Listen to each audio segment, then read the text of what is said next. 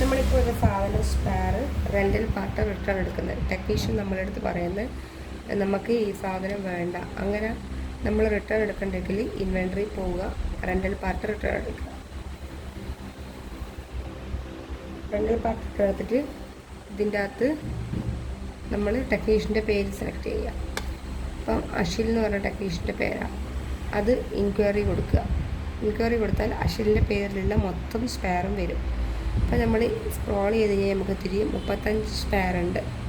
ഇപ്പോൾ അഷിൽ പറയുന്നത് ബെല്ലോ ആണ് റിട്ടേൺ എടുക്കേണ്ടതെന്ന്. അഷിൽ ഈ പാർട്ട് നമ്പർ നമുക്ക് തന്നിട്ടുണ്ട്.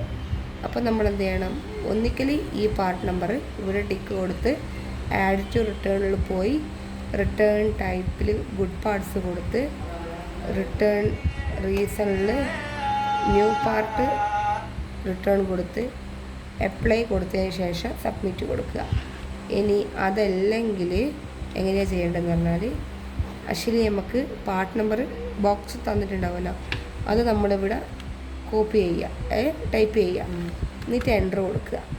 എൻ്റർ കൊടുത്തു കഴിഞ്ഞാൽ ഇൻക്വയറി കൊടുത്തു കഴിഞ്ഞാൽ അഷിലിൻ്റെ പേരിൽ ആ പാർട്ട് എത്ര എണ്ണം ഉണ്ട് എന്നുള്ളത് കാണിക്കും.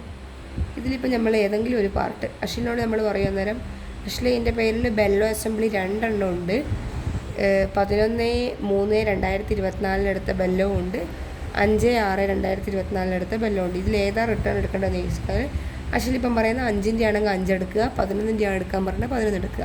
ഇതിപ്പോൾ എനിക്ക് ഏതെങ്കിലും 1 എടുക്കുക, എന്നിട്ട് ആഡ് ടു റിട്ടേൺ കൊടുക്കുക, ന്യൂ പാർട്ട് റിട്ടേൺ കൊടുത്തിട്ട് ഗുഡ് പാർട്സ് എടുക്കുക, റിട്ടേൺ ടൈപ്പിൽ റിട്ടേൺ റീസണിൽ ന്യൂ പാർട്ട് റിട്ടേൺ കൊടുക്കുക, അപ്ലൈ കൊടുക്കുക, എന്നിട്ട് സബ്മിറ്റ് കൊടുക്കുക. അപ്പോൾ അതാണ് ക്ലിയർ ആവും. ഓക്കെ.